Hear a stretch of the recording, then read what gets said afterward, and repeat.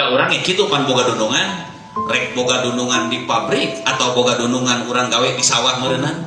Ieu mah meunang ya nu kieu-kieu, ieu mah ulah ya. Aya nu kudu, aya nu ulah gitu. Ternyata kumaha sakitu geus dibere aturan.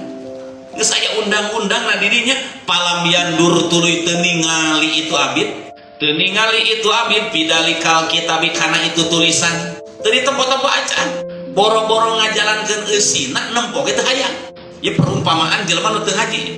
Allah teh ngalungsurkeun urang teh jeung undang-undangna. Aya kewajiban, aya larangan, aya nu haram-haram.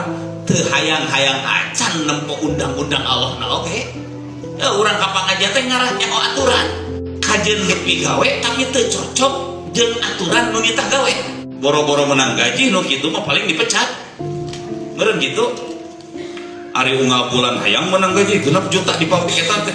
Tapi barang gawe sakarep sorangan